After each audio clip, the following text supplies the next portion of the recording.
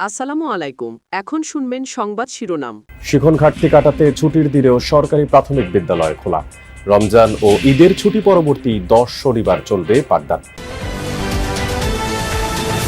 ফরিদপুরের ভাঙ্গায় মাইকিংকে কেন্দ্র করে 8 গ্রামের বাসিন্দাদের সংঘাত, 2 শতাধিক আহত, পরিস্থিতি নিয়ন্ত্রণের চেষ্টা আইন শৃঙ্খলা রক্ষাকারী বাহিনীর।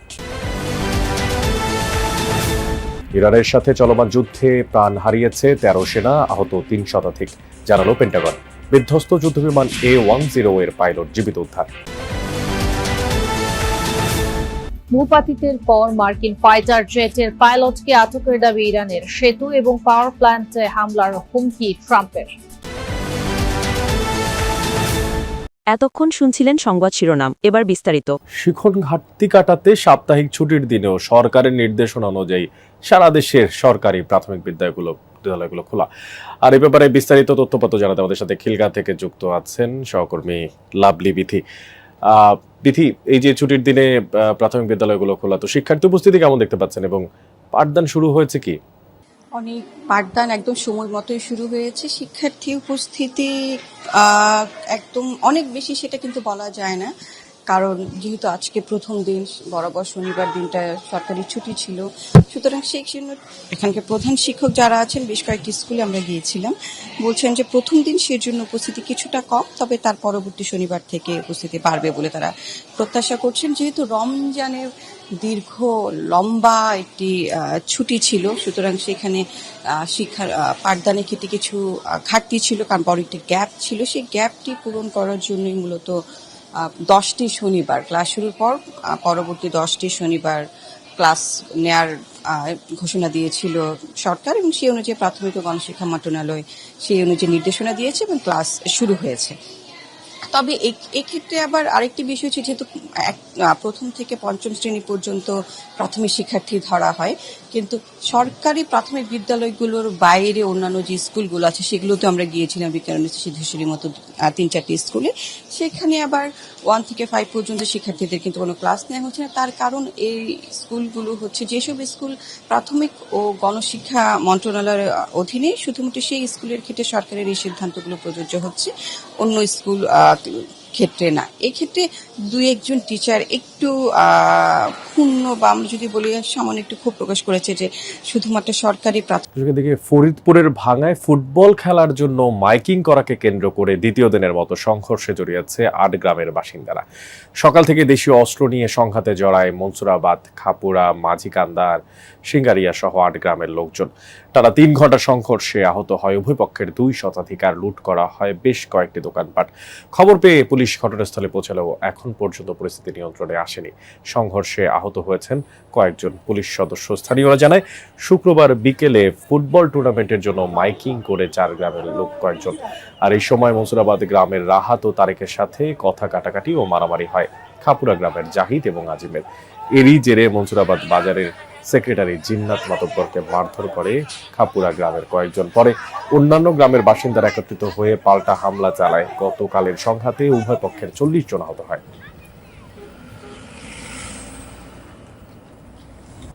মাঝিকান্দা, খাপুরিয়া, সিঙ্গারিয়া, পুরা 3 গ্রাম এক, আর মনসুরাবাদ এক।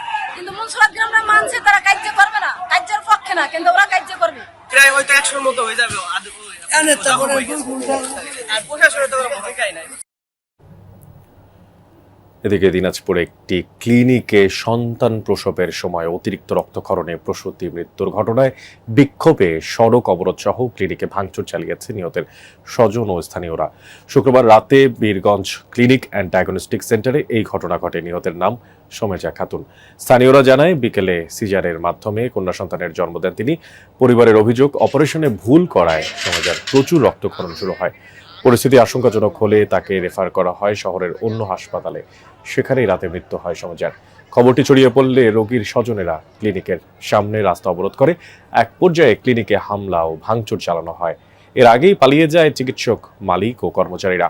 এই ঘটনায় ক্লিনিকটি সিলগালা করেছেন সহকারী ভূমি কমিশনার। 1971 সালের উত্তাল এপ্রিল। চারদিকে তখন অনিশ্চয়তার অন্ধকার। আর সেই সময় নীরবে গড়ে উঠেছিল সশস্ত্র প্রতিরোধের এক ভিত। হবিগঞ্জের তেলিয়াপাড়া চা বাগানের ঐতিহাসিক সেই ম্যানেজার বাংলোও হয়ে ওঠে মুক্তিযুদ্ধের গুরুত্বপূর্ণ কেন্দ্রবিন্দু। এখানেই দেশপ্রেমে উদ্বুদ্ধ বিদ্রোহী সেনা কর্মকর্তারা এখনো ইরানে চলমান যুদ্ধে এখন পর্যন্ত অন্তত 13 জন মার্কিন সেনা নিহত হয়েছে, আহত হয়েছে আরও 365 জন। নতুন করে হতাহতের এই হিসাব দিয়েছে পেন্টাগন। শুক্রবার 2টি মার্কিন যুদ্ধবিমান বিধ্বস্ত হয়, তবে হতাহতের নতুন তালিকায় তা অন্তর্ভুক্ত করা আছে কিনা সে বিষয়ে কিছু স্পষ্ট করেনি পেন্টাগন। প্রতিবেদনে বলা হয় আহত 365 জনের মধ্যে 247 জন মার্কিন সেনাবাহিনীর সদস্য। বাকিদের মধ্যে মার্কিন নৌবাহিনীর 63 জন ও বিমান বাহিনীর 36 জন সদস্য রয়েছেন। অন্যদিকে মেরিন সেনা রয়েছেন 19 জন। এদিকে ইরানে অভিযান চালানোর সময় বিধ্বস্ত হওয়া মার্কিন যুদ্ধবিমান A-10 পাইলটকে জীবিত উদ্ধার করা হয়েছে। শুক্রবার A-10 ওয়ারথগ মডেলের বিমানটি বিধ্বস্ত হয়। ভূপাতিত হওয়া আরেকটি যুদ্ধবিমান F-15E এর পাইলটের সন্ধানে চালানো হয়েছে। অভিযানে অংশ নিয়েছিল ওয়ারথগ। আর ইরানের রাষ্ট্রীয় টেলিভিশনের প্রতিবেদনে বলা হয় সেনাবাহিনীর বিমান প্রতিরক্ষা ব্যবস্থা ওই মার্কিন যুদ্ধবিমানটিতে আঘাত হানে। পরে সেটি হরমুজ প্রণালীর কাছে বিধ্বস্ত হয়। তবে কিভাবে A-10 এর পাইলটকে উদ্ধার করা হয়েছে সে বিষয়ে বিস্তারিত কিছু জানায়নি পেন্টাগন। ইরানে স্থল অভিযান চালাতে আসলে কোনো ইসরায়েলি মার্কিন সেনাকে জীবিত ফিরতে দেওয়া হবে না। দেশটির সামরিক বাহিনীর সদস্যদের এমন নির্দেশ দিয়েছেন ইরানের সেনাপ্রধান। এদিকে ইরানের সেতু এবং পাওয়ার প্ল্যান্টে হামলার হুমকি দিয়েছেন মার্কিন প্রেসিডেন্ট ডোনাল্ড ট্রাম্প। ইসরায়েলে নতুন করে আবারও হামলা চালিয়েছে ইরান। যুদ্ধ শুরুর পর এ নিয়ে 91 দফায় ক্ষেপণাস্ত্র ছুড়েছে রেভলিউশনারি গার্ড IRGC। রাজধানী তেল আবিব ও ইলিয়াত শহর লক্ষ্য করে চালানো হয় এই হামলা। মিসাইলের গায়ে লাগানো হচ্ছে শত্রুর জন্য সতর্কতামূলক পোস্টার। এরপর ইসরায়েলি ভূখণ্ড আর মার্কিন বিভিন্ন ঘাঁটি লক্ষ্য করে ছোড়া হচ্ছে একের পর এক মিসাইল। এর পাশাপাশি রকেট এবং ড্রোনও ছুটছে ইরানের সামরিক বাহিনী। এ অবস্থায় ইরানের সেনা প্রধানের হুঁশিয়ারি, দেশটির ভূখণ্ডে মার্কিন ইসরায়েলি স্থলসেনা প্রবেশ করলে জীবিত ফিরতে দেওয়া হবে না কাউকেই। সেনা সদস্যদের আরো কঠোর যুদ্ধের জন্য প্রস্তুত থাকার নির্দেশ দেওয়া হয়েছে। আমাদের অবস্থান পরিষ্কার, এই দেশে যে যুদ্ধ চলছে তার অবসান আমরা ঘটাবো। ইরানের প্রতিটি শিশুদের নিরাপত্তার জন্য আমরা জীবন উৎসর্গ করব। এদিকে ইরানের পাওয়ার প্ল্যান্ট এবং সেতুর মতো স্থাপনায় হামলা চালানোর হুমকি দিয়েছেন মার্কিন প্রেসিডেন্ট ডোনাল্ড ট্রাম্প। আমাদের সামরিক বাহিনী বিশ্বের সেরা বাহিনী। আমাদের পরবর্তী লক্ষ্য ইরানের বিভিন্ন সেতু, এরপর টার্গেট করা হবে বিভিন্ন পাওয়ার প্ল্যান্ট। গেল কয়েকদিন ধরে ইরানের বিভিন্ন সেতু লক্ষ্য করে চলছে মার্কিন ইসরায়েলি হামলা। বৃহস্পতিবার কৌশলগতভাবে গুরুত্বপূর্ণ কারাত সেতুতে হামলায় প্রাণ গেছে অন্তত 8 ইরানির, আহত হয়েছেন শতাধিক। মীর মুশফিকা হাসান, যমুনা নিউজ। মেরামতের পর ক্রোয়েশিয়া ছেড়েছে যুক্তরাষ্ট্র তথা বিশ্বের সবচেয়ে বড় ও শক্তিশালী বিমানবাহী রণতরী USS জেরাল্ড আর